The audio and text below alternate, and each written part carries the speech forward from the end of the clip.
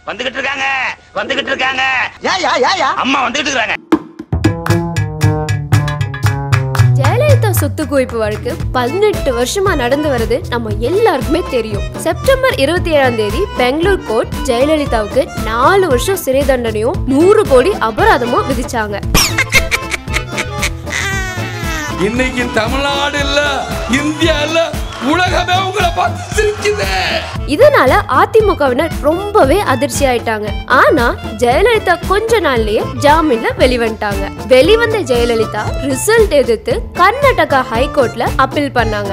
6 மாசமா நடந்து வந்த இந்த கேஸோட ரிசல்ட் இன்னைக்கு வரதா அறிவிச்சிருந்தாங்க. அருவா அப்ப தேவைப்படாது, தேவைப்பட்டா பின்னால வாங்கிக்கிறேன். இது அப்படி ஐயா, என் ஆடு திருடு போல, யாரோ ஆடு திருடின மாதிரி கனவு கண்ட. 11 மணிக்கு வந்த இந்த ரிசல்ட்ல ஜெயலலிதாவுக்கு விடுதலைன்னு நீதிபதி குமாரசாமி அனௌன்ஸ் பண்ணியிருந்தாரு.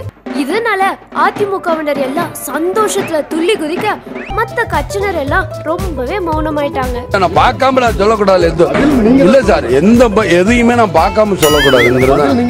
ஆமா சார், நான் பார்க்கணும்ல, பார்த்தாதான் நான் பதில் சொல்ல முடியும்.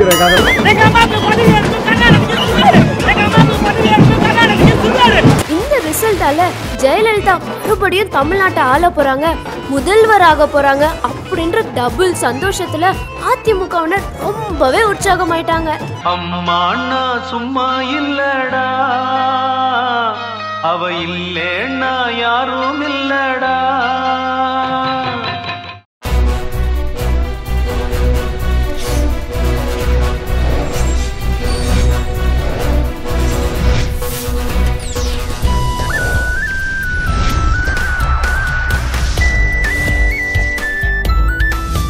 லங்காஸ்ரீ, உலகத் தமிழர்களின் இதய துடிப்பு.